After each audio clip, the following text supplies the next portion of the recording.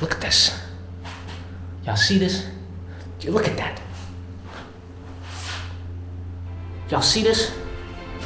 Oh my God.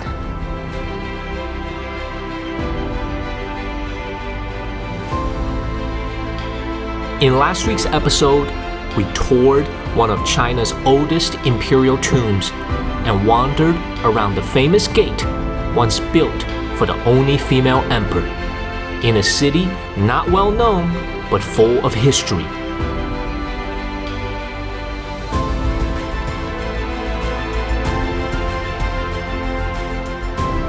In today's episode, we visit the Kung Millionaire Family Home, a Chinese medieval castle-like ancient compound belonging to one of the wealthiest families in central China. We are going to see an Eastern architectural marvel steeped in family history.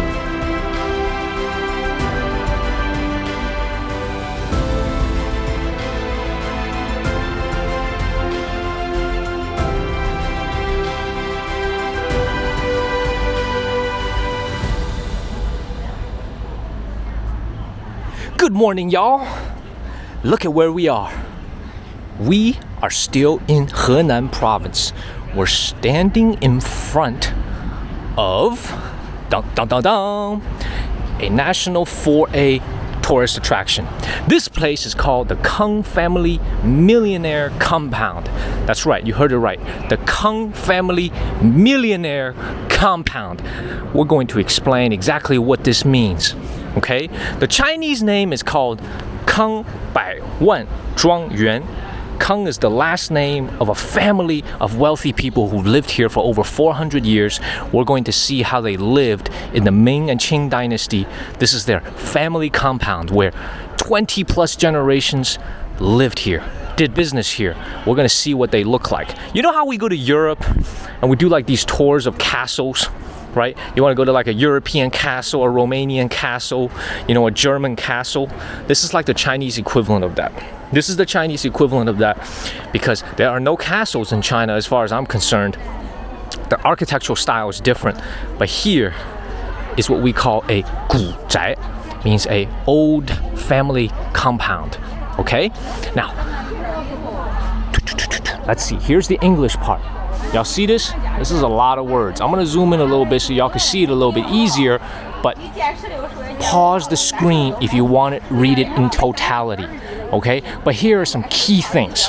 Here are some key things. And here's the map right here. Here's the map right here. Here are some key things to understand. We just got our ticket. Here are some key things to understand about this family. They've been here since the Ming dynasty. They've been here since the Ming dynasty. Kung is the last name. K-A-N-G. I know in the United States we would pronounce it Kang, like the word hang. But the actual pronunciation is Kung. Kung Family Millionaire Compound. So what that really means is that essentially these people were really, really wealthy. They were very, very wealthy, and they built a home that took over 100 years to complete. Every generation, they add a little bit more. They add a home here, they add a room there. Every generation, they add a little bit more, and the result is what you're going to see. Now, you gotta understand, feng shui is very important when you come here. We're standing directly at the front door. This is how you get in. That's where you get your ticket checked. And on the left is where you get your ticket. Now, if you're coming here and you have a Chinese national ID, boom, 50 yuan, $7, easy peasy. Swipe your ID and you go in. However, if you come here with a passport, go up. Y'all see where those two ladies are in the pink, where they're standing? Go and get your ticket over there. $7 to get you access. And you can also get a tour guide. That's 120 yuan. So that's maybe 120 yuan. That's probably $17. If you want that, they'll give you an hour and a half of tourism. That may be what this lady in the pink is. Y'all see that lady right there? That may be what this lady in the pink is. They're probably tour guides. So they're about to start a tour. Oh, look at this guy right here. So he's probably a tour guide. Oh, he's either a tour guide or he's part of a tour. He's part of a tour. They all wearing the same clothing. So anyway, $17 for an hour and a half of explanation, tour services, and you can come here, or you could just buy your ticket and just walk around yourself. But overall, this place is pretty big. 64,000 square meters. Let's say, how much is that in square feet? Times 10. 640,000 square feet. Let that sink in. 640,000 square feet.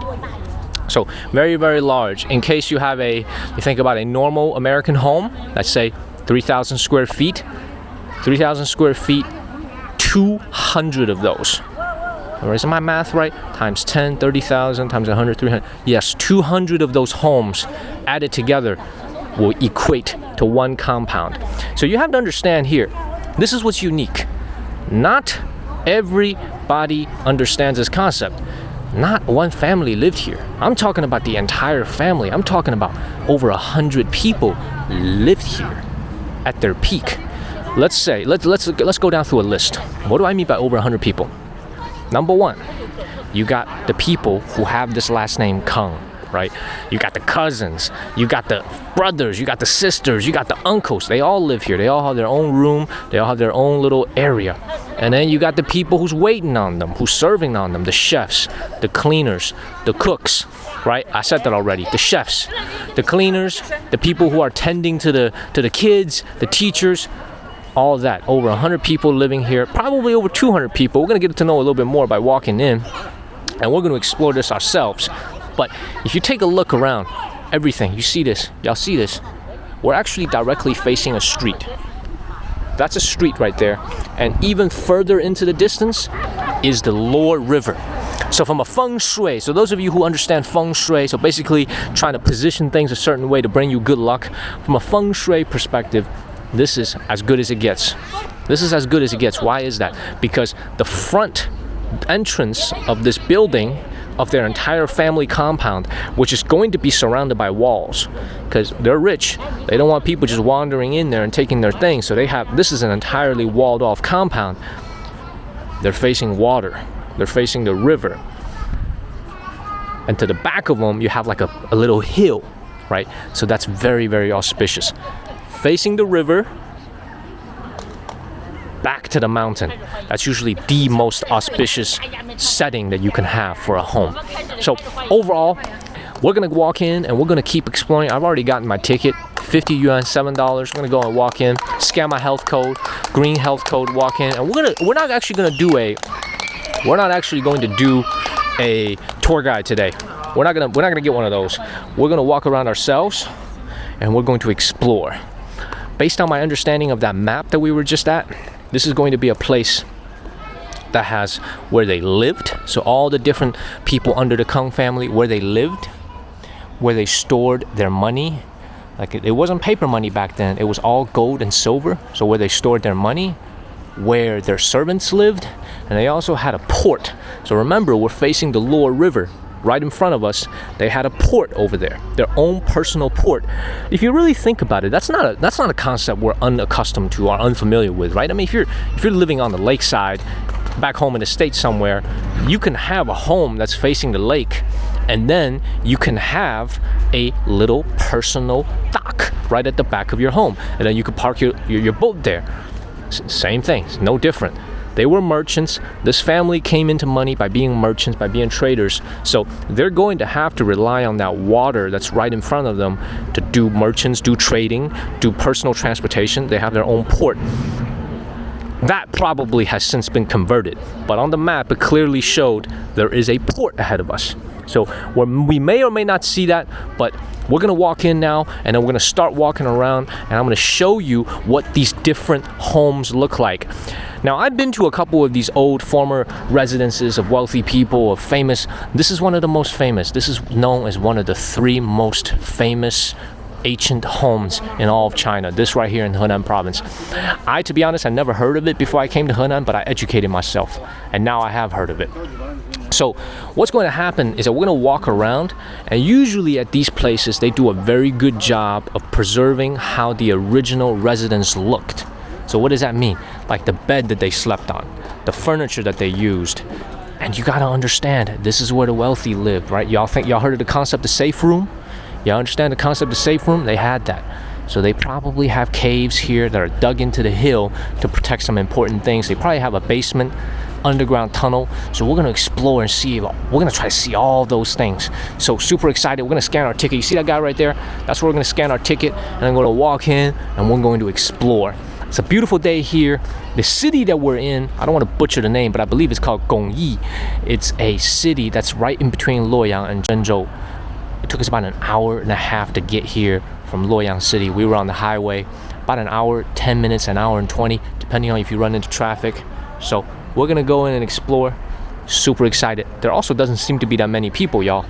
I see a couple of tour groups right out there, and it's just us and a tour group inside. So super excited. And I already see a map right there. So that's where we're gonna stop first and take a look at that big map on the wall, and then we're gonna get our day started. Let's go in. Super excited. Boom.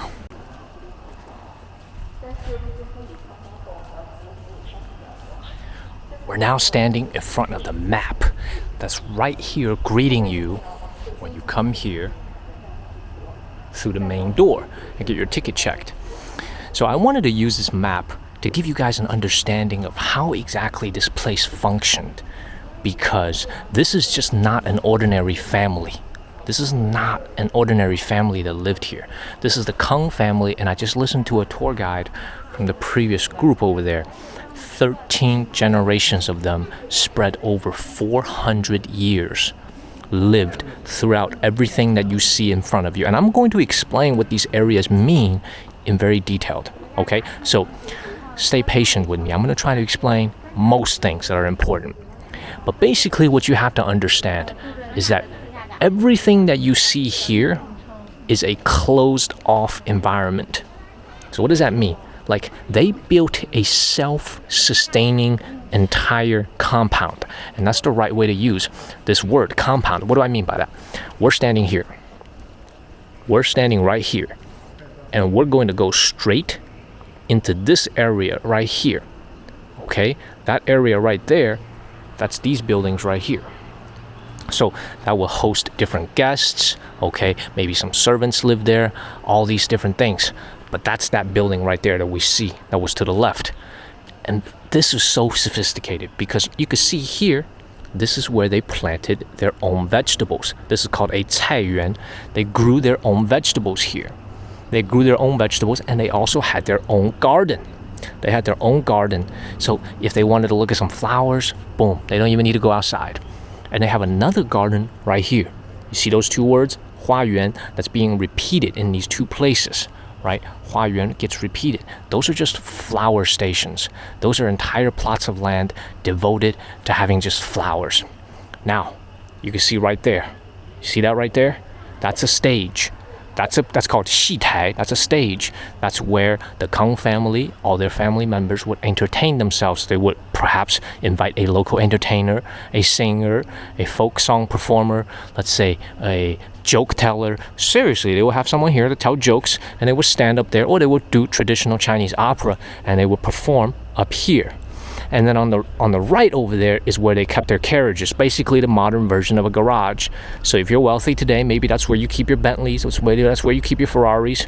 That's where they will keep their carts, their carriages that will be pulled by horses. And where are their horses? Well, their horses are kept here, right next to the river. See, what's flowing down here is the Luo River. They will keep their horses here. You see that? That right there is where you see that open space. Horses could run around, get their exercise. Actually, that doesn't make any sense. If a horse is working, it's getting exercise. But this is where the horse will be spread out, right? This is where the horse will be spread out. So, y'all see this? This entire compound, all self-sustaining. They got their own food. They have their own entertainment. Okay. Now, if you look here, this right here is very unique. On the right. Y'all see that little boat over there? They even made their own boats. And where did they get the wood from? Well, they put the wood right here. That's called right. You see that? That's where they get their wood. You see that little individual pieces of logs? They converted it into wood. So they even have like a little factory going on. They even have a factory going on in here. And then, boom, look at that. You see this boat? it gets dropped into the water right away, and it will carry different things that they trade. Okay, so these guys got rich by being traders. What do I mean? They literally traded in different goods. Okay, they were in the shipping business. They also owned an entire street where you do business, you sell things, you rent it out. So very similar to what we do nowadays, right? You own the real estate and you rent it out. They did it 400 years ago, 300 years ago. So that's how they made money. But this right here, this main area is the 住宅区. That's where the main family lived. And I suspect that's where we're going to spend the most of our time today. And I also suspect that's where we're going to see the most spectacular furniture and furnishings, okay, the things that are on the wall, the way it's decorated, okay? But you got to understand, you got to set your expectations, because this is not a European style castle.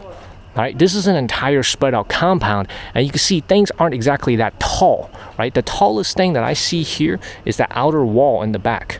See that wall in the back? That's the tallest thing I see. Everything else, I don't even see an outer wall. You know why? Because unless you could swim like Michael Phelps, you're not getting through the Loire River to try to get into their compound, right? The only way to get in will be through those hills, right? And they protected that using a wall. So they built a wall, and then they just used the natural hills as a way to protect against bandits and people who may want to, let's say, rob them or take things from them. Okay, and right here, the last two things here. Number one, they even have their own temple. Y'all see that? That's a miao. It says 关帝庙. So this is them praying to 关帝. That's a temple right there. So literally, these guys don't even need to leave the house. They don't need to call Uber Eats. They don't need to call none of that. They don't need none of that. They have everything. They got the raw material. They got the people to make it into food. They got people training their horses for them. They don't need to do anything. It's all right here indoor. And the last thing is that thing up there. You can see that little compound. So apparently that's a little observation post that they build to help with the war effort. To help with the military effort. Because you gotta understand, what is it watching? It's watching the Loire River. Right, so you got a lot of traffic that's passing by, and they would use that. They would even let the military come in and use that. They would let it use that exact, that exact viewing point to prevent bandits, prevent pirates. I don't know if pirates is a good word, but just different things. They let the military use it. Oh, and the last thing, I do have to mention this. I know I said last thing a few things ago, but this is so fascinating. This one right here, y'all see that area right there? Those are cemeteries. Those are tombstones. So once the people in this family passed away, they get buried here, right within the compound. So all this that you see here, 640,000 square feet, over 200 size of 200 modern homes that are 3,000 square feet each. Let that sink in. Let those numbers sink in. Replay it if you're getting confused. 640,000 square feet. I don't even know how much that is in acres, but it's got to be a lot. All right, so this is a good view of what the map looks like, and we're gonna start our exploration. We've got our ticket checked, we've looked at the map, and now we're standing in front of, here it is, 站房区. We're standing in front of the warehouse area.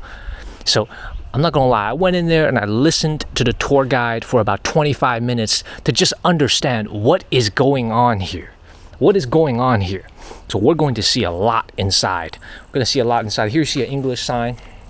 I can see an English sign, but I'm gonna go straight in because I've been listening carefully to the guide to figure out what is going on in this place, and there's so much going on. So the history of this building right here, this entire structure is actually only about 100 years old. So remember I said earlier, this entire compound that you see here, over 400 years old. But this place is only about 100 years old. So it just shows you they were continuously building, and they were adding more and more rooms, adding more and more pieces. So directly in front, you're going to see a main hall. We're going to go there, and then we're going to see some of these other rooms, and then we're going to explain what exactly is inside here. What exactly do we have to see inside here, and what is the meaning behind it? Now, one of the first things that I noticed when I came in here, is that look at the roof. Look at the level of craftsmanship and artistry that went into making this part of the home. Really important to remember that this was a wealthy family's home. It wasn't just a place for them to live, right? They also buried their dead here. This is a place where they basically started their life here and they ended their life here. Literally their entire time on earth is spent on this compound. So you know they're going to add different things that not only make their life comfortable, but are also going to make their life more artful, fanciful, to reflect their status as the wealthiest family around here and one of the wealthiest families in all of China at that time. Over 13 generations of them lived here. 13 generations. They were wealthy for 13 generations, over 400 years. They transcended 3 time periods in China. The Ming Dynasty, the Qing Dynasty, and then after the fall of the Qing Dynasty became the Republic. The Republic era in China is also known as the Mingguo era. So you think about how difficult that is. That's basically saying, you think about the Ming Dynasty. That's like 300-400 years. And then the Qing Dynasty, another 200-300 years, right? So you're talking about a family that was wealthy for these 400 years that transversed through these different dynasties, right? And they were able to not only retain their wealth, but grow their influence. And we're going to find out how they did it. But the reason we came in here into this room right here is to look at this plaque on the wall. This plaque right here was written in the Qing Dynasty. It was also carved in the Qing Dynasty. It may be carved later on if the original thing was destroyed, but this is going to be what it looked like. Right here on the left is actually going to be the date. Kangxi 53年. It means this was written in the 53rd year of the Kangxi Emperor. Kangxi 53年. This is one of the most famous, one of the most important emperors of the Qing Dynasty, one of the early emperors as well. And then, I'm not going to read out every word that it says up here, but basically what it means is that we treat you, when you come into our home, we treat you all the same. If you're a farmer, you're a peasant, or you're a wealthy merchant, we're going to give you the same level of respect and dignity. And this right here is directly above the area where they actually hosted people. This is a living area in their warehouse where their guests will come in, and this is where they will be hosted, right? The main host would be likely sitting here, the guest would be likely sitting here, and then attendants could sit on the left and sit on the right, but they could be discussing business. And you can see there's a European clock in the middle, different Chinese vases. But I came into this room because I wanted to show you this plaque, because this plaque is very important. These people didn't become wealthy by accident. They became wealthy because they knew the right people, but also they were extremely disciplined when it comes to raising their children, when it comes to the way and ethics of doing business. All these things are important towards having a longevity and retaining your wealth. Extremely important to understand that. And we're going to see in this room here, y'all see I'm acting like a tour guide. I promise y'all, I didn't know any of this when I came in here. I was listening to the tour guide myself, so I'm not trying to act like I know all this, but now I do understand what all these plaques on the wall means. First of all, it explains what exactly is this entire place. Basically, if you look here, there are photos on the bottom. What are these photos of? And they look like very old photos, don't they? What are these photos of? These are photos of their branch business. So you think about this. Bank of America. Let's say you got an account at Bank of America and you got an account at Wells Fargo. Bank of America is based in Charlotte, right? But you live in Mississippi. You live in Mississippi. You can't go to Charlotte, North Carolina every time you want to, write a check, withdraw some money, right? You can't do that. You need to go to your local Bank of America branch, right? That's what you got to do. Now, of course, I know what you're going to say. Now we do everything on our phones, but bear with me on a second, okay? So this on the wall is basically showing you all the different branches that they had of their business. Now, this is the main one. This is Kangdian, okay? Y'all see what's going on here? Y'all see what's going on here? This right here is their main facility. This is their home base. This is the one in Xi'an in Shanxi province, and this is what it looked like. This is the one in Sanyuan. I don't know where that is, but okay, it's in Shanxi province.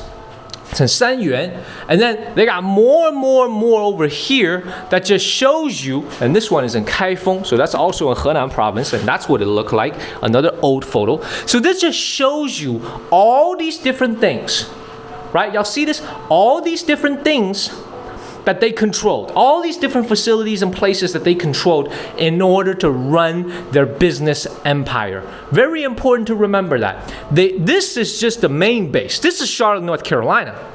Y'all see what I'm saying? This is Charlotte, North Carolina. This is Bank of America main headquarters. But this is like their Mississippi branch in the city, one of the cities in Mississippi, right? Jackson, Mississippi, San Francisco, right? Oregon, Portland, Seattle, what's this? Chicago, New York, right? Y'all see what I'm trying to say here? These are just branches. Shows you the amount of influence that they had. Extremely influential, extremely influential. Now, I must say this about their building. Look at this building right here. Does it look fancy? Not really. But you got to understand, this has withstood 400 years of weather, people living in it, renovations, natural disasters, wars, famines, all types of things have happened here the last 400 years. The way it's been retained is incredible. However, I do have to say, I've been to many different old compounds, old family compounds have now become famous tourist attractions. This one, architecturally speaking, I would put it as a normal one. Not the greatest I've seen. Certainly very well done.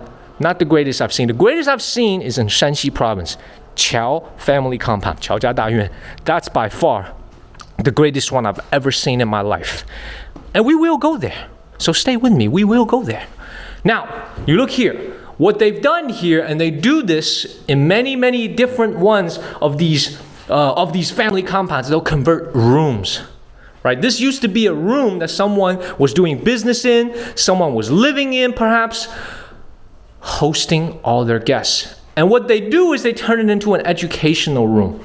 They'll show you how they stay honest and earn people's trust. All these different things, they're gonna lay it out. Old photographs, right? In China, when you go to these different tourist places, be prepared to look at lots of literature, especially a place like this with 400 years of human history, 13 generations living here. You know there's gonna be a lot of stories that come out of this place. So keep that in mind. Keep that in mind. We're gonna continue to move forward and go into one of the main rooms. Now this is going to be an extremely interesting room, but one that's extremely applicable to what we have today. Y'all look at this. Y'all see this. Y'all see this right here. What are these things that are all along the wall? These are samples. What do you see here? Art, vases, different silk, different types of cloth that they were selling. Look at that. Now, food. Regional specialty food that is grown in this area. What do? Well, remember, this is the warehouse area, right? So you're a visitor, you come very far away. You are a businessman, you're trying to do business. You say, well, you know, where I live in the country, we don't have this. We don't have this right here. I want some of that. What is that? What is that? I don't even know what that is, but that looks very good. That's some fruit. That's some fruit. I'm trying to find something I can recognize. What is that? Let me find something I can recognize. What's that? Oranges? They look like oranges down there. Okay? So imagine in your part of the country, you can't grow oranges. The soil is not habitable. It's not suitable for growing oranges. Y'all are using it for growing something else. Y'all growing rice. Y'all growing corn. But you still want to have some oranges. So you send your people here to select, basically buy wholesale, right? So this is the room. Look at that. where you're looking at all the different things that they had. And these are alcohol. This is the famous Shanxi alcohol, 汾酒, right? And you got different types of alcohol. They got different types of alcohol here. You could also buy that here. One-stop shop. One-stop shop. You come here, you could buy everything you need. Look at that. You got alcohol, you got food, you got clothing, you got artwork. What else do you need? What else do you need? Y'all got everything. This should be some, what is that? These are just more ingredients that look like they go into Chinese medicine, right? Raw ingredients. Look at that. And what do? Once you made your selection, what do? You go across the hall. Look at that. They designed this place to take your money. They know exactly what they're doing. So they come here.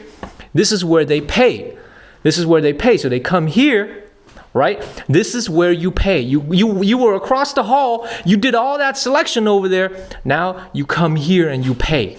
You pay your money over here. And look at that. We even have a cashier here. 你好, hello. We even have a cashier here. Look at that. Look at all that gold. Y'all see that? This is where you pay. Y'all get that? Very simple. You pay after you look. You say, oh, I want 100 pounds of oranges. I want 100 pounds of peaches. And then boom, boom, boom. They come over here. They do some math. Ooh, that'll be $12. Ooh, let me get you a discount. Ooh. There's some discount. Look at that. They do all this. You pay. And then that's the key beautiful thing. I'm going to show you something else. They even got your transportation covered. What do I mean by that? Because remember, we are at the edge of the Loire River. You bought all those things, right? You said, man, I don't really want to carry all this. I'm not trying to carry all this home. Boom. You're on the Loire River. Look at this. Y'all see this? They even got the transportation. They even got the transportation. Now, this right here is not a transportation boat, as you can see. Y'all see that big boss sitting up there. Y'all see him. Y'all see him sitting up there with 2 people tending to him, more bodyguards, more people helping him out. Look at these people. They working. Look at these people. They working hard over here. Look at that. Y'all see what's going on here. This is a luxury boat for the Kang family wealthy people. They live in this boat and they will travel up and down the rivers to do business. But you, after having bought and paid for your goods, you can, look at, y'all see this? This is why they made boats. I got you on the FedEx. You bought all this, I got you. We're gonna FedEx it to you. UPS, baby, I got you. That was the old version of UPS and FedEx. They're gonna send it to you. Y'all see what I'm saying? So now, this is how they did business. This is how they stayed rich. Now, this is just one small part, but I thought this was a really, really good illustration of what is going on, right? Y'all see all this. This is the main hall, and what they've done is they've converted it into I don't know what you call this, like what's the word? A model, a not life-sized model, a small miniature model of how they did business. Y'all see this? This is the confluence of where the rivers meet. The Loire River is probably this one in the middle, and it meets another river, and then that's the family crest right there. Kang, that's their family last name, and then boom. Y'all see that? Y'all see that? That's like, doesn't that look just like a modern ship? Doesn't that just look just like a modern container ship? Y'all see what I'm saying, right? This all goes down, goes all the way down. Y'all see this? All these people over here conducting business, eating, hotels, lodging. Look at that. They got it all covered. So this is how they were able to become rich, through maritime trading. And to be even more specific, they did it on river trading that were supported by land routes. This is why this compound is located where it is on the Loire River, is so that they could quickly get their goods to where it needs to be gotten. Very, very simple concept. Very, very simple concept. So if you follow me here, I'm going to try to come down to these steps without falling. There's a lot going on here. Because this is just a warehouse area. We're not even at where they live. You see, y'all think this is large, a lot of square footage. Wait till you'll see where they actually live. I haven't even been there yet. Okay, now right here, look at this. More rooms. This is where they discuss business. and you get a little tired after you discover business, you go in there, you have a rest. Very traditional Chinese bed. Look at that. Very traditional Chinese bed. You know, you've been talking business all day. You've been talking business all day, the two of you, right? You say, I'm tired, I want to get some sleep. Boom, there's a bed right there. You tired, there's a bed waiting for you too. Look at that, 2 beds here. And if you look at the plaque, the sign here, this is actually not a main residence area. This is just a place for work reports by scholars. I don't know if y'all can see this, but there is English here. This is basically where they gathered to talk about business, make business decisions and analyses, and rest. That's it. And again, more of these miniature, y'all see this? These 2 guys look very important. Also, by the way they dressed, they also look very wealthy. They also look very wealthy. And on the wall, this is what they would wear. Silk, pure silk, right? Look at that. That looks like a government official of some kind talking with the family member. So this looks like he's being paid a visit by a government official. But y'all see this, right? Transporting of goods. Y'all see this? What's on the horse's back? Y'all see that? Goods. Being protected by these 2 men. And it's got to carry the flag. Y'all see that flag right there? It'll tell you this is the Kung family. It's honestly like a UPS truck that's traveling through the inner city highways, and it's trying to get you goods from one place to the next.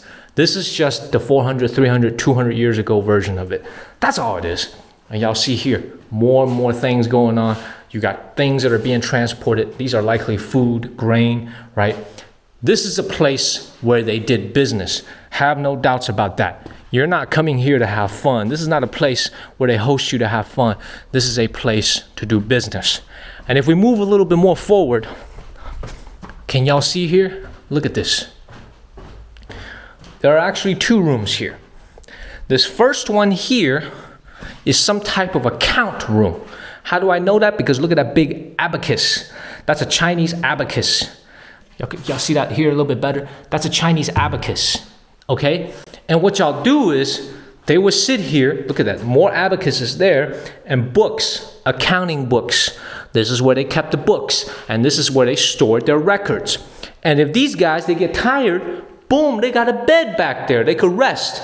Y'all see that? They got a bed back there that they could rest. So, look at that, this is where they count, and when they're down counting, they've been paid. Look at this. This is where they check the money. That's how they used to get paid. Y'all see all this?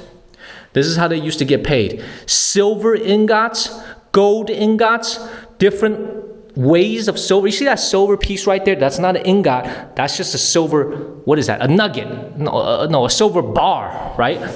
I don't know what you call these. These are ingots in English, okay? But they're not really nuggets, right? I guess the shape they call it is ingots. And now these are some bronze coins, right? So remember what we said earlier, they transcended 3 different eras. You got to keep that in mind. So some eras, they used gold and silver, and now you're starting to see some paper. The end of the Qing dynasty, parts of the Qing dynasty, you see that Da Qing means Qing dynasty. These are some currency, and now you see that? Look at that, y'all see that? Now we're starting to see coins.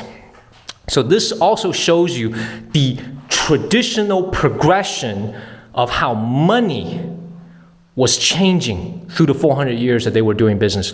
Look at that. So this is a place, I said earlier, this is actually a place, this room right here, where they actually check the money to make sure it's not counterfeit. Is this counterfeit money? Is this counterfeit money? Is this counterfeit silver? They have ways of testing it. So you got to keep that in mind. Keep that in mind. They have ways of testing this money. So this should give you a good idea of what this entire place was used for. Just more rooms ahead of you. Okay? So keep that in mind. This is a place for you to come and browse, shop, decide what you want to buy, pay for it, arrange for transportation, and then maybe rest a couple days if you're tired. If you came from a place very far away, get some rest. Get some rest. And then what's going to happen is that they are going to send you on your way with your goods. They're going to make sure it gets there after you paid for it. and you come back next year and do your selection yet again. So this is how this place functioned. Before I make my way out of here, look at what I just found. So this is open to the public. This is the underground cash vault. This is where they kept all the money. Watch your head here. This is definitely very, very high. So look at that. This is built underground. Look at that. So they could, look at, if I go back, they could easily conceal this. So they could easily conceal this room to make it look like it's nothing, just a wall. But if you really go down here, it says 地下金库. What that means is underground gold storage. And what they're storing here, I'm gonna make my way down here without falling. Look at this. Y'all see this? Y'all see this? Look at that. Look at this. Y'all see this? Look at that. Y'all see this? Oh my God. Oh my God. It's very cold down here as well because I'm in the basement. Look at this. Now these are obviously replicas, so don't think that this is real gold. It's not. It's replicas. But look at that. They held their jewelry here. Can y'all see this? They held their jewelry here. More gold, more jewelry. It's all connected. I could barely stand straight. I would say the height of this thing is probably just over 6 feet. Just over 6 feet. And look at that, they even had ventilation here. They had ventilation here. Now, obviously this machine wasn't there, but they had ventilation here. Look at that. Oh, this is not ventilation. Oh, this is not ventilation. This is some system that they used, I think, to transport money. Remember the old days? I don't know if banks still do this. You drive up to the bank teller, and then boom, you gotta put your things in a tube, and then it gets sucked in, and then it gets over to the teller, so you don't even have to get out of your car. It's probably what that was. But look at all this. Y'all see this? Y'all see this? This is the gold room. Wow.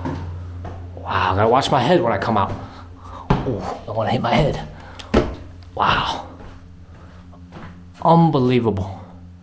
Unbelievable. So they got a nice Chinese explanation here. Whew. It got me winded. But now, you see this warehouse area, everything happened here. Conducted business, they met business people here, they let them select the goods, they let them pay, and they even stored the money here. Now to those of you watching at home, you may say, well, that may not seem like a good idea. Why keep the money so close? Well, that's because it's underground and it's locked. So you can't even get to it easily. Look at that. Wow. Whew. Man. Look at this.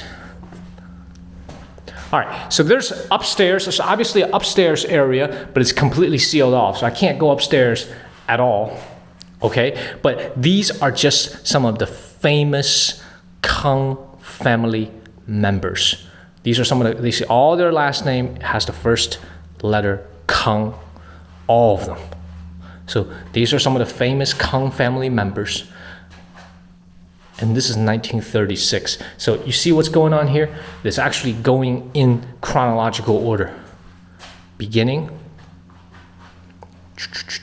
all the way to the end. Very, very nice. So when you're coming here, you're not only looking at the buildings, you're really learning about the history, the family history of a glorious family who made a ton of money, contributed to the local economy, conducted trade, and became the wealthiest family around here. Last room. All right, we're gonna make our way out, and we're going to go finally to the main residence area. This is the exit. I just saw the exit. Here it is. We're gonna make our way out and come to the right where you will see this is the main residence area. Now, as you can see here, now we're seeing structures that are far, far higher. Look at that. And this is the garage I was talking about earlier. This is where they kept their carriages, the things that the horses and donkeys pulled, they kept it here. Remember the performance hall that I talked about? Remember I told you there was a performance hall where all the family members, even probably the servants, could gather and watch a performance? This is it, right here.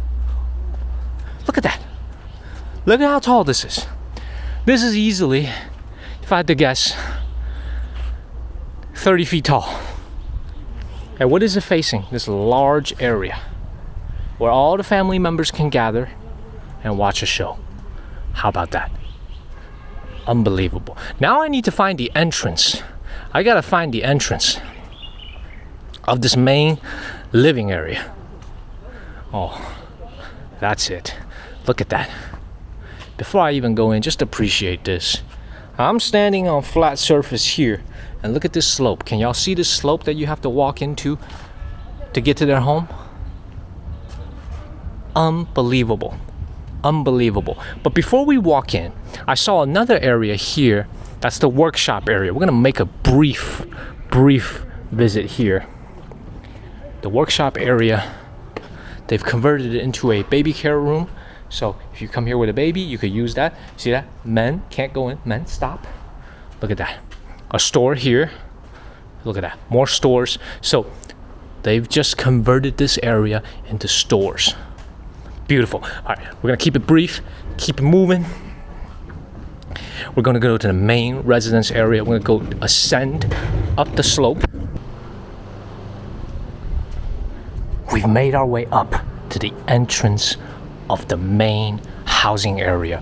This is where the main residence, covering 13 generations, this is where they lived. 8,000 square meters. Look at this sign here. 8,000 square meters. That's 80,000 square feet, y'all. 80,000 square feet. 7 courtyards. And made mainly out of bricks and wood. Decorated with various types of wood, brick, and stone carvings. I want y'all to understand something. Look at this. Look at this gate right here. Like this, you are not getting in. You are not getting in. Look how thick this gate is. This is probably a modern gate, but look at this. Pure iron. No way someone is getting through this. And they see as I'm going up, my voice is echoing a bit. That's because this is a sloping line that's covered by this domed roof, right? And what's going on here? I have to explain this. Usually the common people, they didn't live in homes that were made out of brick. They didn't live in homes that were made out of nice, uniform pieces of brick. People that were commoners living around here were living in homes that were basically made out of earth rammed together. Basically, fancy way of saying mud. And these guys were living in, look at this brick home. Unbelievable. Look at this. And not only do they have a brick home, a simple place to live, they got their own water source. They have their own well. They have, look at that, art that's carved, solid rock, piece by piece carved together. Look at that. Look at the size of this. Unbelievable. I mean, it's unbelievable just how large this place is. 80,000 square feet for every family member. Every single one of them, they had their own. Like this cousin right here, he had his plot. He had his family probably living here somewhere. And then this cousin, and this family member, this brother, right? Their wife, their kids, every single one. This is courtyard number 6. Courtyard number 6. We're gonna go in and see what a traditional Chinese courtyard looks like. And there's even a set of stairs. Look at that. That leads you up on this wall, which we can't get through, but here should be the main living quarters. Oh my gosh, it just doesn't end. Look at this. Look at this.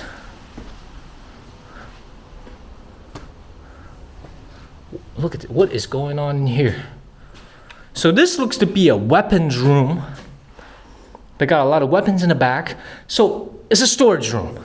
This is a storage room. So you gotta understand, they're wealthy people, so they're going to attract some type of attention. You know, maybe some people want to take some things from them, so they gotta be able to protect themselves, right? So they actually had people that were not only serving them food, cooking them food, but they also had people that were protecting them, right?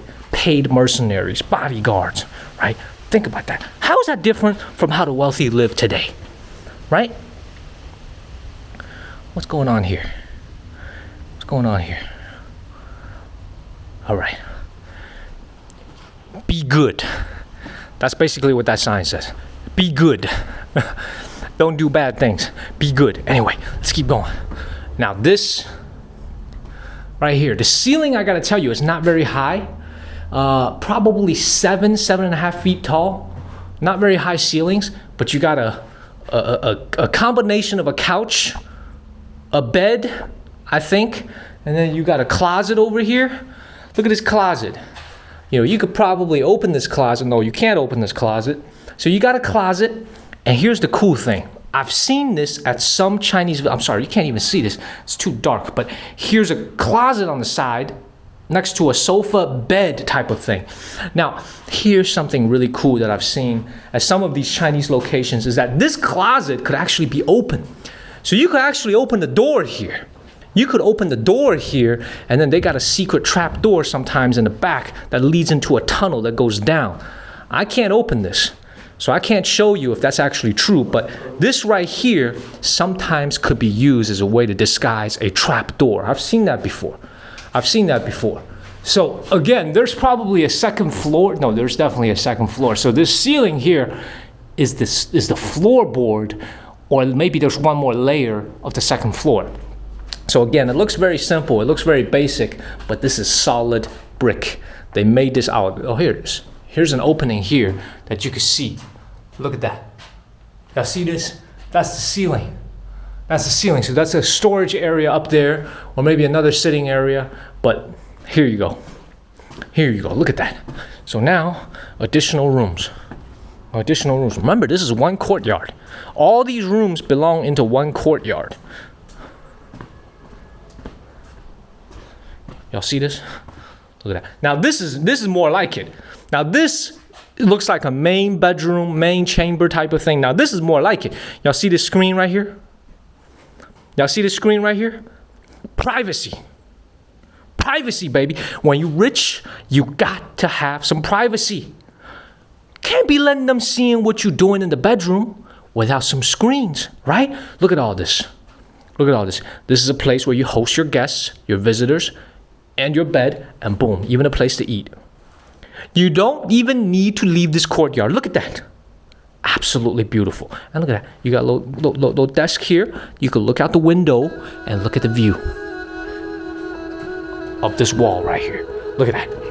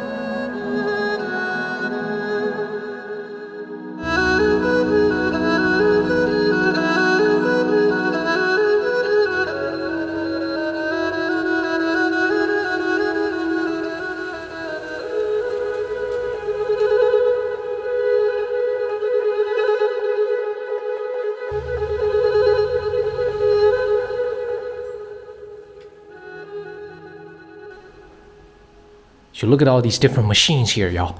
Look at all these different machines here. So some type of production was going on here, right? And look at this room. A little bit higher ceiling. A lot of work was being done here. A lot of work was being done here. And then you come across here, more educational materials. more educational materials about how they were actually able to do the carvings.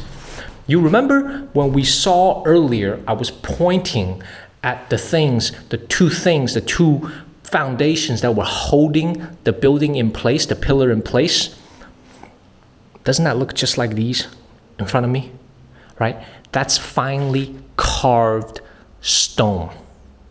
Not anyone can just go and do this. These are not random pieces of wood, softer material. This is rock. This is stone that they're carving. Look at this. Look at this that they're carved out of stone. So this room right here is actually illustrating the different artwork that went into, okay, I'm actually stepping. I just lost my train of thought. This is an underground facility of some kind. I'm going to get to that in a second, but let me finish this thought here. They are using all kinds of carving material to carve their beds, to carve the wood. Absolutely beautiful. Stone, you name it. Auspicious animals, y'all see this? I know this may look a little bit fearsome, but these are actually auspicious animals. They're auspicious animals that are supposed to bring you good luck, good fortune. Okay, now I got distracted here because I was stepping on these boards. So look at that, they even had a basement. They even had a basement underneath these boards because it's supposed to be brick, but there are these boards covering it. They even had a basement. This might be a storage area of some kind. Unbelievable. Now, as I keep walking, yeah, I had to stop back at this sign right here. Exhibition of textile technology. Yeah, cotton planting. Yes.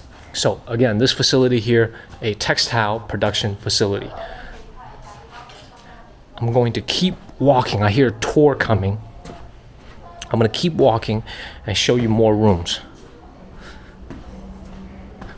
Again, just more things, clothing being exhibited here. I'm going to keep walking. And I've exited this first courtyard. And this is just one of multiple different courtyards that I see here. Look at that. And they even have their own garden. And that's what, you remember that map that I showed you earlier? They have places where they planted different types of flowers, all that. Look at that. Okay, somehow I've made my way up. This must be a wall of some kind. Let me, and before I do, look at this. Another room that commemorates this wealthy family, this great family. Unbelievable. Oh wow, these are the list of different shows, different movies that have taken this place as the setting. So these are cut out. These are photos from movies, TV shows that were filmed here. Wow. Unbelievable. These are all actors and actresses. Wow. This is beautiful. All right, so by walking up that big slope, I've actually made my way, I think, to the top of this entire facility. That's right, that's what I've done. Look at that. So now, I'm actually looking downwards. Y'all remember that performance hall? That's right there, further out into the distance, beyond these pigeons. So they also have a pigeon coop here, where they're raising pigeons. Excellent.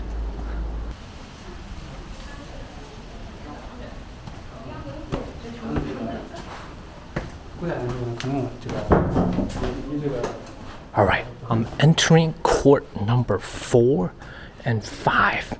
So apparently these are adjoined together. And remember I said earlier, look at that, that's pure earth, that's soil. So this thing is built with a natural protection by a very, very high earth behind this last level of wall here.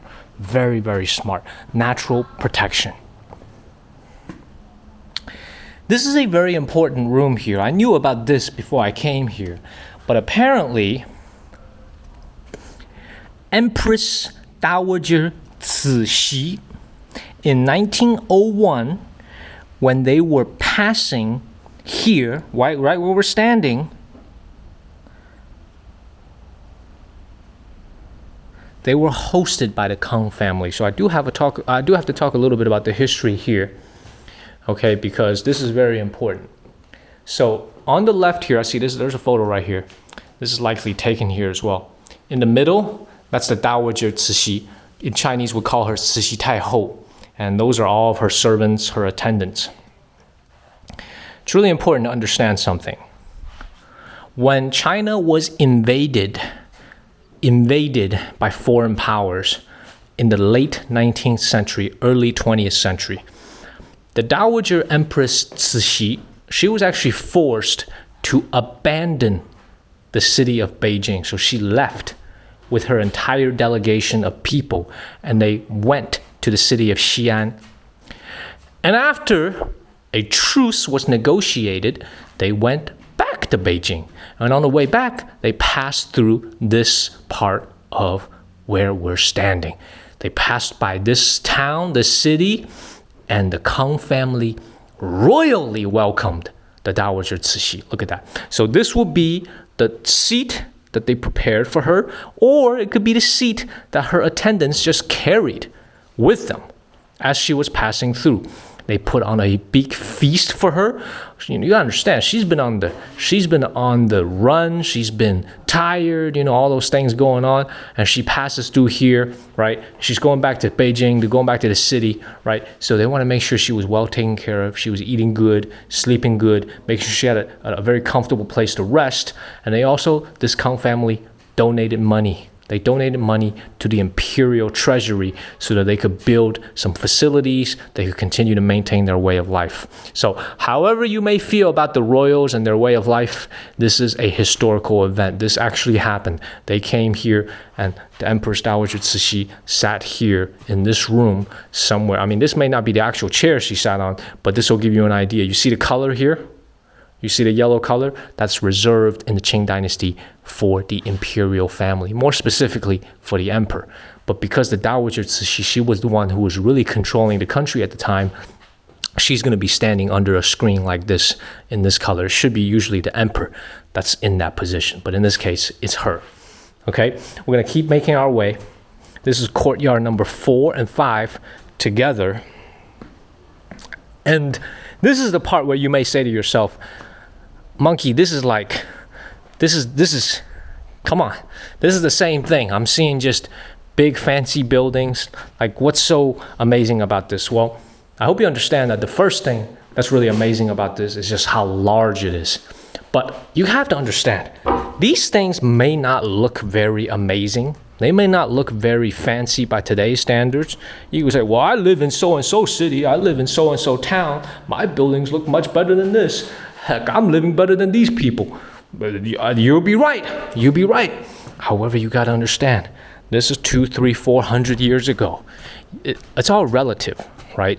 If you took a look at how the everyday people were living at that particular time, you'd realize that this is as fancy as it gets. This is as fancy as it gets. But you gotta understand another thing is that the main facility here are just these homes, these courtyards, right? That's very, very important. But what's even more important that you have to understand are the stories. This is a place where 13 generations lived and did their business and made their money and made their mark on the local economy, right? Now, I'm getting a little bit lost, to be honest. Okay, this says exit. I just came in. But that's something that's really important to understand. Something really important to understand. Why do I say that? Because if you look at the wealthy families that are from this area, from Henan province, from Shanxi province, they were usually involved in the commerce business. These guys traded goods. What did the Shanxi important families that made a bunch of money, what did they do? They were in the banking business, right? You didn't want to carry a bunch of silver and gold with you, so they opened up banking branches all over the country. That's how they made their money, right? You have to understand that. There was no, these guys were not starting unicorn companies. They were not doing things that, they were not doing startups. Like these guys solidly were engaged in trading, in the business of transporting goods and transporting money. That's it. That's how they become wealthy. That's how it worked 300-400 years ago. Things that we take for granted today, sending money via PayPal or Zelle, they didn't have that. All this that you see here is facilitated very simply by the transportation of goods from one end of the country to the other one. Very, very simple. Now there are more rooms here. There are just countless rooms here, right? This, look at that.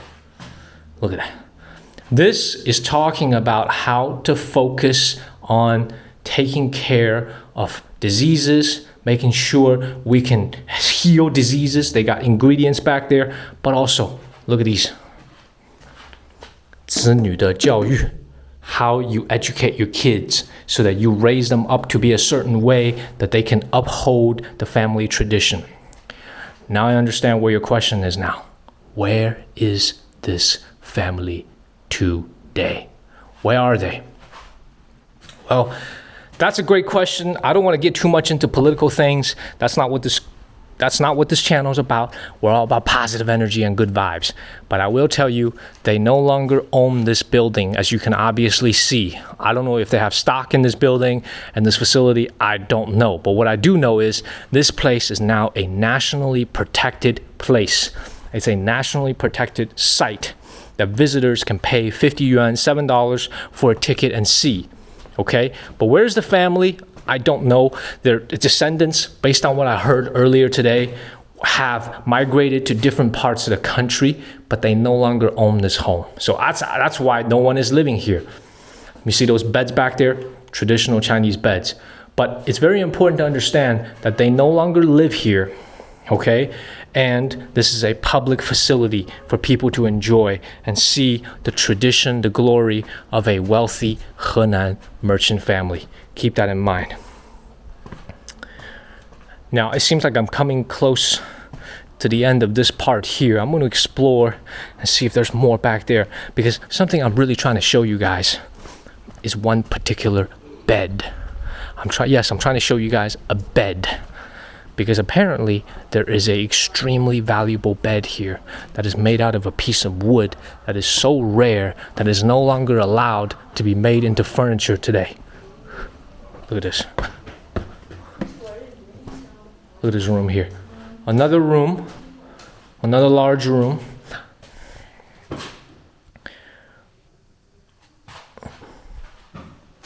at this.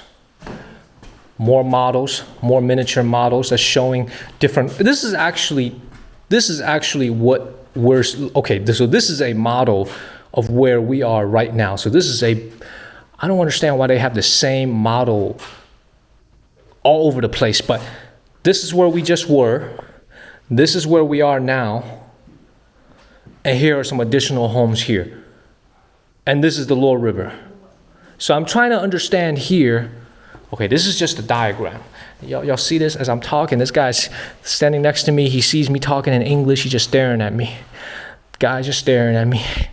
It's all good, though. It's all good. We're going to keep walking. We're going to keep walking. All right, there's more. I swear I'm getting lost. I mean, this is just so many things to see. I'm trying to show you guys this bed. I'm trying to show you guys this bed that's made out of Jingsi Nanmu, one of the rarest wood materials. Man, I don't even know what to say. This is so large. I'm just getting lost. Look at this.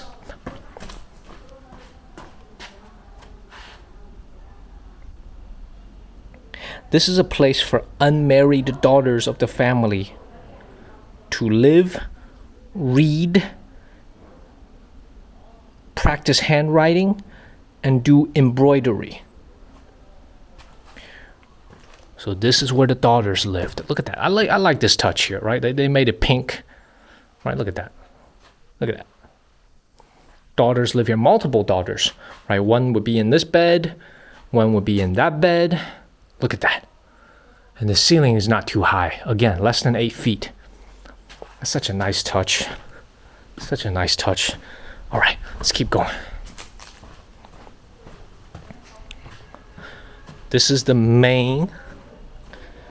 Warm in the winter and cool in the summer. You don't even need AC. Look at that. Why is that? Why is that? Well, let's see if it's actually true. It's kind of hot today. Let me walk in here. Wow, it really is cooler. So I have a theory here that where we're standing, y'all see this? I'm standing here. The deeper we get, the closer we're getting to the soil. Y'all remember that soil, that little hill? See, this is the part where when we were driving up here in our carpool, I saw some actual cave homes. They're no longer being occupied. You're going to see many more of those in Shanxi province. I was very surprised to see that here today. I was very, very surprised to see that here today. But my theory is this is getting further and further inside. So you're shielded from harsh sunlight that will light this place up and make it warm in the summertime. But also in the winter, all these walls, they will be able to retain heat. That's why cool in the summer, warm in the winter. That's exactly what you're looking for. Remember, those guys didn't have AC, so being able to stay cool in the Henan summer was very, very important. So this is another main room. This is either courtyard number 4 or 5. All right, let me keep making my way.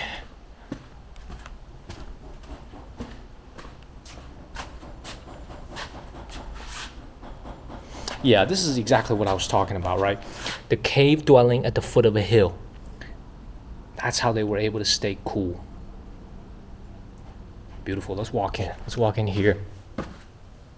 Ah, yes. Immediately as I walk in here, I'm very, very cool. I'm very, very cool. And this is a good illustration of what I mean when I say a cave dwelling. This is in Shanxi province. This is a farmer's home. Okay, it looks like a normal home, right? But it's actually built into the earth. They just so happen to make doors, arches, right? This is another illustration. Y'all see this? Built into the cave. Now, this here is even more amazing because what they did here is they just said, you know what? I'm just gonna dig. They dug. Look at how much they dug, and then they made their homes, right? So this is what it means when they say, you know, certain parts of China had people living in caves. Like, no, they were not living in caves like cavemen. These are actual homes. These are actual homes. And the reason they did that is to stay cool in the summer and to keep warm in the winter. And look at how amazing this is. You can't see this clearly, but they have a set of stairs. So even though this was a cave home, they even had a set of stairs that could take you upstairs. Look at that. They even had a set of stairs that could take you to the second floor. They had 2 floors in this cave home. Like, isn't that unbelievable? They had 2 floors in this cave home. So this right here says different parts of China, the different cave home style, how it looked. Beautiful. Now there's more people here, so let me keep walking. Let me just keep walking. As I keep walking, I'm lost. I don't even know which way I came. I'm lost. I came from here, right? So I gotta keep going. I gotta keep going here. Man, this is one turn after the other. I'm totally trying to figure out my way. Look at this. Hold on. Let me put on my sunglasses. All right.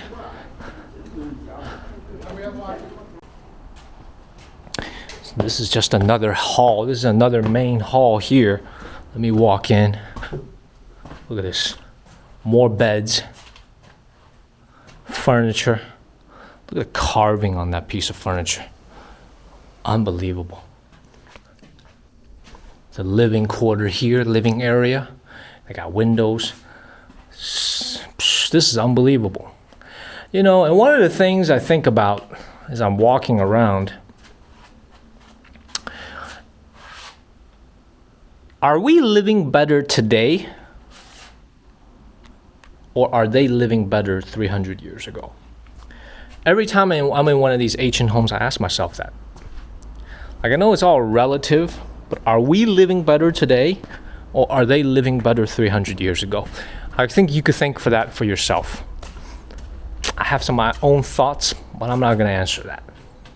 right? I just know that this reflects the most luxurious surroundings, home, that a non-imperial, non-government worker, just a common person could have in ancient China. This is what we're seeing today. This is the highest level you can reach as a businessman if you were not born into the imperial family. So keep that in mind. We're gonna keep walking. Left foot first, always left foot first. Now, this is all out of order. This is all out of whack. I should have come in here, I think. This is some kind of a main, large living area. This seems to be a place where you're greeting guests. Look at this. Look at that. More seats here. Y'all see this? More places where you're greeting guests. And now, so I should have come in through here. And let's see if there's any kind of a scroll on the top. There is. Look at that. Always. Beautiful. Beautiful. Just layer after layer. So you say, well, why did I need to have so many rooms? Is this just to show off how much wealth I have? Well, no, because remember I said earlier, hundreds of people lived here. Now that I see this, I'm thinking not even 100 or 200. I'm thinking 300-400 people lived here in this compound. And they all need their own rooms. You know, the daughters need their own rooms. The son needs their own room, right? You need to have your own living space. Let me come over here. This is the back of the performance hall, and look at the roof. Look at the tiles. And look at the artwork. The stone carving that we were seeing earlier. I know some of you sitting at home may say, well, this all looks very generic. It all looks very gray. Well, that's because it's been washed by time. Right? It's been baking under the sun for 400 years. Imagine what this looked like back then. Perhaps those tiles even had colors. The paint was fresh. More importantly, you had people running around. Kids running around down there. Horses drawn. Visitors coming in, trading, doing business. Boats in the distance. I'm just standing here trying to think what this place looked like 300 years ago, 200 years ago, when those buildings out in the distance didn't exist. Imagine you're standing here perched on this wall, just overlooking everything, looking at the lower river. Those trees aren't there. You're just looking at the river. What a feeling that must have been.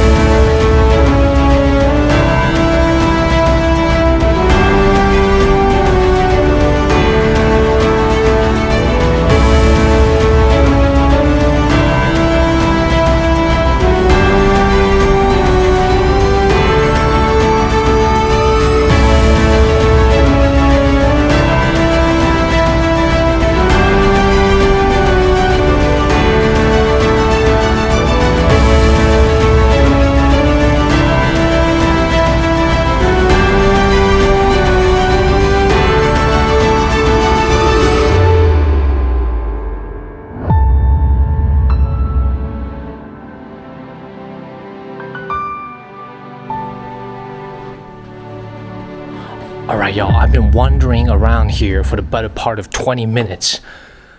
And I'm totally, I don't want to say I'm lost, but I'm trying to figure out where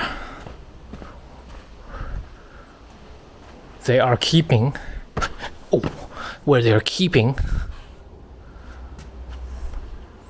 the famous bed. Okay, so now I think I'm in a new courtyard. This is Courtyard. Number 2.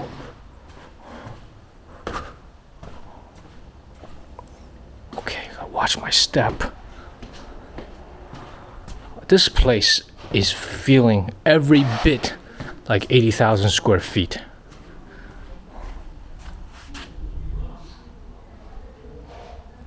So apparently right here is where you moved in when you reached middle age. When you reached middle age, you move in here. Looks like a normal room to me. Oh, this is a bridal chamber. This is for brides, newlyweds, so it's got to be very colorful inside. Indeed. Look at the colors, beautiful red, auspicious colors. And I'm going to take this exit here. Another bed here, pink.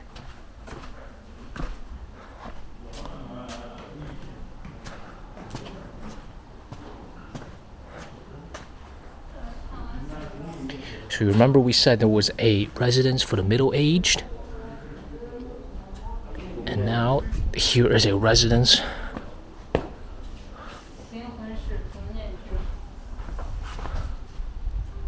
This is the bed. This is the one. Okay, now it's all making sense to me. As a sign of respect for the oldest member. Oh wow, look at this bed. So you see, this is what I'm telling you when I said I'm lost. I was here earlier. I saw this. Let me back out a little bit. Y'all see this bed? Y'all see this bed? This is made out of pure Cixi Nanmu. So that is a type of wood that is found in certain parts of China, namely Sichuan province. And it's very, very rare. Very, very rare. This is, so it makes sense, right? This is, we're standing in a room where the aged, aka the elder, the family heads, this is where they rest. And it makes sense that they would sleep in this bed right here. Look at the level of details here. Look at that. Just beautiful. Look at that.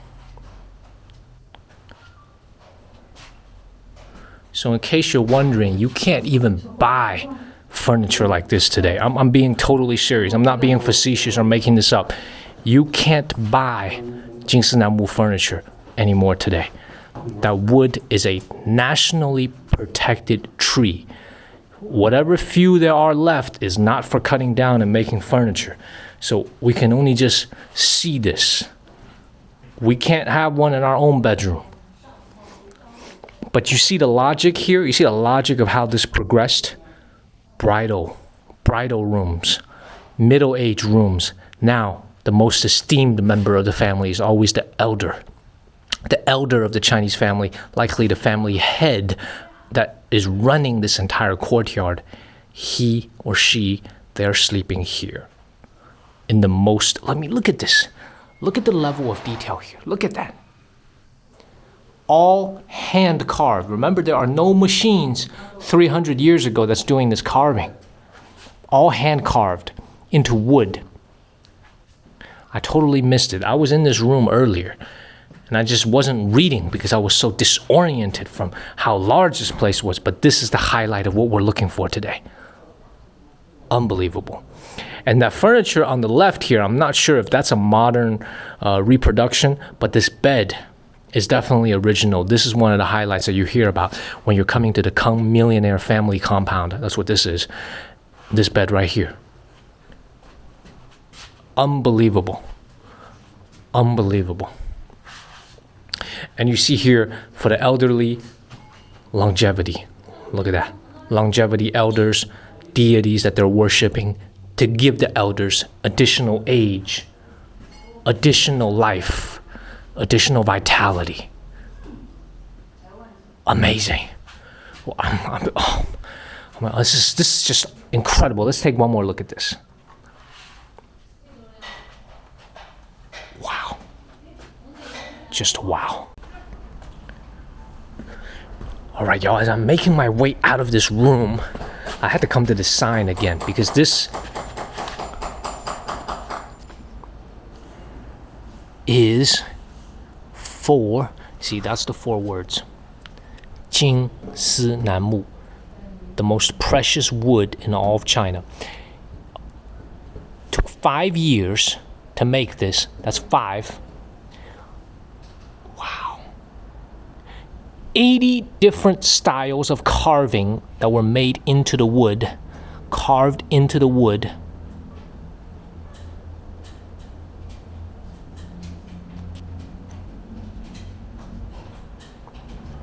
Wow. So this one, even though it didn't have an English translation, these two go hand in hand because this one does. Residence for the aged. We looked at this before we went in, but now that I've actually gone in there, that bed is from the Republic era. So that bed is probably 100 to 150 years old, maybe a little bit, 100 to 150 years old. And they are, let me think about how to express this. Not only do you appreciate the craftsmanship that went into making that bed, you also have to realize that only people with resources in that particular time can even afford having that type of bed. Like that, I don't even know how to describe it in modern terms. Like, I'm trying to make a joke here and say that's like the most impressive Tempur-Pedic bed. Like I'm not, like that's not a good joke, right? I've been in this room before. Like, there is no modern parallel for what that bed is. And here's the kicker. I have to say this because you may not believe me, but I still have to say it. Promotional material said that bed is worth 300 million yuan. I'm gonna let y'all let that sink in for a second. 300 million yuan, supposedly, is how much that bed is worth. $43 million. I'm just gonna leave that there. I have nothing else to say. Look at this tree. Look at the way this tree has grown. This tree has grown sideways. This tree has grown sideways. And now it has to be supported by this pillar here. It's a jujube tree. Wow. So as we're making our way, frankly, I'm seeing a lot of doors that are closed in this place. And I'm thankful for that. I gotta let y'all know how I feel. I'm thankful that there are some rooms I can't go in, because if I had to go in every single room, we'd be here for 2 years. This video would be 75 hours long. It would just be room after room. If we're looking at everything, there are entire levels that we can't access. There are some rooms that we can't even go into. But you know what's very interesting? One thing I haven't seen here today,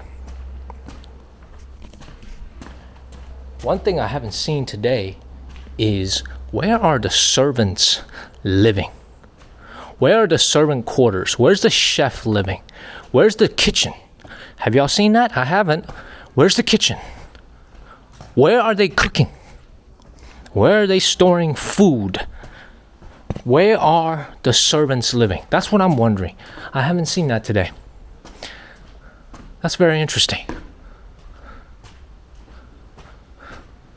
But we're getting ready to make our way out of here because we've been here for about 2 hours already. And look, I feel like I'm just going around in circles. Guys, I feel like I'm going around in circles. Like, this place is so large. I feel like I'm just making my way in circles.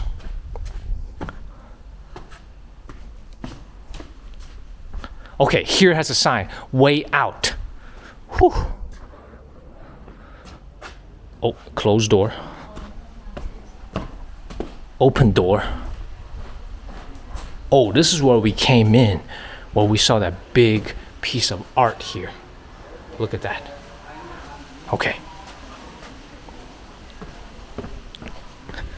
Well, now we're going to try to do a count. We saw courtyard number 6 here. We saw courtyard number 4 and 5 here. We saw courtyard number 3 here, and most importantly, we saw courtyard number 2 here. What about number 1? Where is that at? Ah, this is courtyard number 1.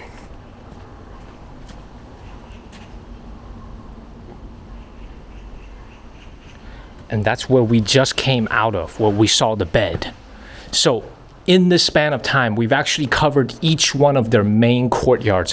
1, 2, 3, 4, 5, 6, up to number 6. You know what? There probably is a 7 and an 8, but my legs are telling me forget them and keep moving. Because I've done so much walking, easily 8,000-9,000 steps. I know I came through here before. Let me just show you guys. This is the main hall again. This is courtyard number 1. Look how cavernous this is. Most of the ceilings that we saw today, 8 feet tall, 7 feet tall. The ceiling here is at least 40, 35 feet high. Look at that. Look at that. This is the main hall where they're hosting guests, receiving visitors. Look at this. Look at this. Look at the carvings. Look at that. Look at this.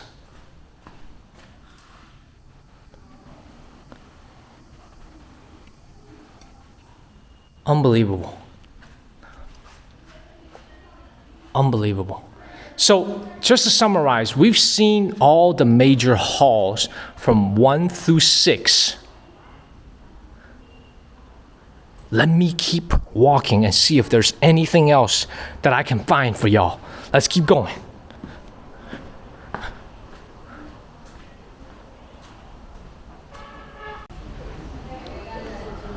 Y'all, one final look, y'all, before we go down there the way we came from, down this slope, is I think I'm gonna give y'all some advice on how you should actually see this when you're coming up, because I don't think I follow the signs the right way, and it may have made me a little bit disoriented. So when you come up this slope right here, the way to do it is there is a sign that tells you to take a right.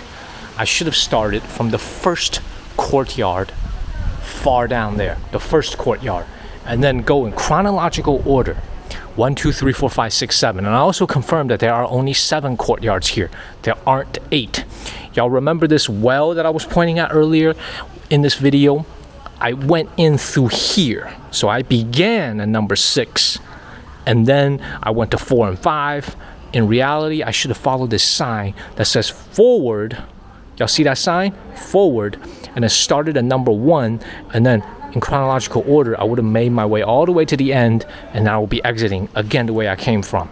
So keep that in mind if y'all ever come in here. These things are going in chronological orders. They do this to make life a little bit easier for tourists, but we got to see everything we needed to see anyway. I guess they say save the best for last. I saved that bed for last. I'm now making my way back to the way I came in, to the exit, and back to this map. I hope you guys enjoyed what I made today, showing you guys in Henan province how one of the wealthiest, if not the wealthiest family, how they lived and how they built their home. I hope you enjoyed this content. I've certainly had fun walking around. Today, there were a total of 7 courtyards that we saw, along with the place where they host all their business guests. Very, very educational. I've learned a lot today. You see, before I came in here, I was somewhere along there, and I picked a little spot, and I took some views, some photos, and some videos with my DJI drone, and I thought, man, this is not going to be too bad. I'm in and out in 2 hours. Well, I've been here for more than 3 hours, just walking around, trying to see and understand and learn different things. And I realized this place is all about history. The things that you see here may not strike you as anything more ordinary than just how a wealthy family lived, how the homes were decorated. but please think about the history of the 13 generations of the Kong family that lived here, that made their legacy here. I hope you enjoyed this content. We're going to get out of here now. It's been a long day, and we're going to head to the city of Zhengzhou, the official capital of Henan province. That's Zhengzhou, Zhengzhou. That's where we're headed. That's going to be our next stop, where we're going to have a few days of amazing content coming up. Many different episodes. If you enjoyed today's videos, please hit the like button. Hit the like button because it really helps me and it helps you stay engaged if you subscribe, and there'll be more videos coming. I go to cool places, natural scenery, history, culture, art. I go to cool places all over the world. Now I just so happen to be in China. I hope to see you again. I hope to see you next week because new episodes are coming. Goodbye. See you next week. Before we go and leave this city and I wrap up this video, I got this little extra content for you guys. Look at where I'm standing. I'm standing in front of the place that one of China's greatest poets, Dufu. This is where he was born. This general area here is where he was born. Now here's a ticket office here, 30 yuan for a ticket, $4 for a ticket. That'll get you in. And what is Dufu's? What is his title? Shi Shen. Literally, his title is Poetry God. He is known as a poetry god. He's one of the two most famous poets in the history of China. He's from the Tang Dynasty, and him along with the great Li Bai, they are the two greatest poets of all time. I say that again, Dufu and Li Bai. This right here, you can come and visit here. We were leaving and our carpool driver, he was so nice. He heard that we were visiting from out of town. He said, you know what? Let me take you guys to where Dufu's former home was. I'm not going to go in, but I will give you a little 2-minute spiel about who he was and why he's so important. And I said this before in our episode at Mount Song Mountain, that if y'all remember in Squid Games, the second to last episode where it's down to 2 contestants in the Squid Game. Y'all remember that? It's down to 2 contestants and they are about to fight it out for the chance to win all that money. It's in the Squid Game, second to last episode. And right before they fight, it starts raining. It starts raining hard. And one of the Chinese guys who's up in the VIP box watching these 2 guys about to fight, he quotes a poetry verse in Chinese. He says, 好雨知时节. That means a good rain knows the right time to fall.